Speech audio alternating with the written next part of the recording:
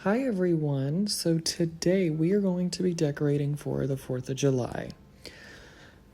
And I just wanted to keep it in my eating room area. I did not want it in the rest of my house, and I also wanted to be able to eat at my table. So I didn't want to overload the table with stuff, and I did not want it in the rest of my house, just in the eating area.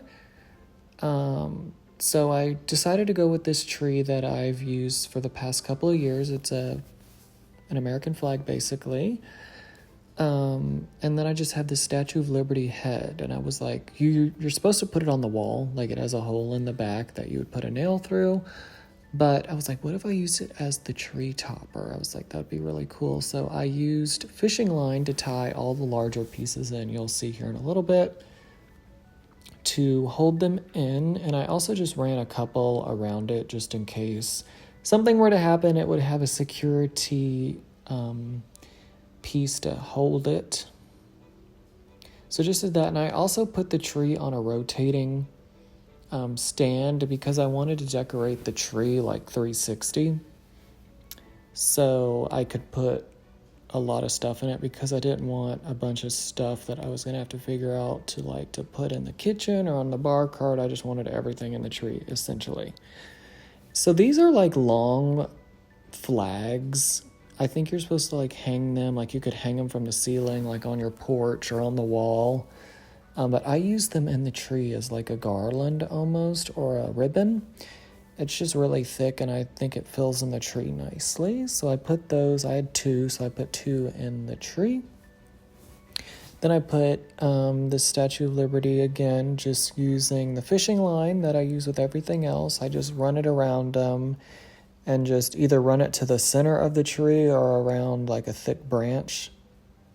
Just enough so that it feels secure so it won't fall out.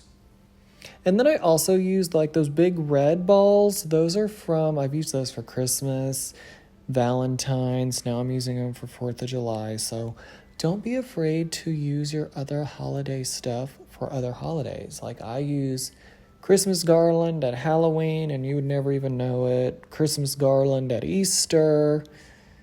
I mean, you just never know.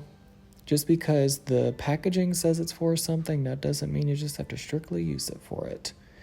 But anyway, just putting in all my larger pieces that I have. I wanted to put the larger pieces in before I fill in with like my picks and ribbon. Just so, because I don't want to be moving the ribbon around and stuff once I am trying to put the bigger stuff in. Just prefer to do that first. And then I had a couple of Mark Robert pieces that I also put in the tree. And here I am just working on the ribbon. I don't do the ribbon with any specific pattern. I just sort of go back and forth around the tree. And I kind of connect them, like I'll almost, that's sort of like the pattern I'll form. You'll kind of see throughout the tree where like there's like a center point, like a couple of center points around the tree that the ribbon sort of all goes to.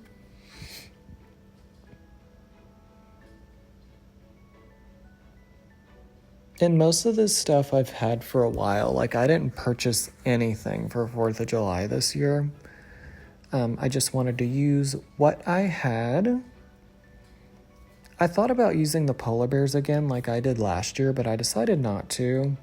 First off, with the tree spinning, you can't really get the stuff that close to the tree without it like stuff getting hung on it or pulling it. And then I just didn't want it to be overloaded with stuff. I sort of like when it's a lot, but I can still like eat at the table. So I just went more, I guess, simple this year. I mean, I know it's not simple for most people, but anyway, still. Oh, and then I had these little ornaments that I used to use for Christmas like years ago. I used to do a little blue tree when I lived at home.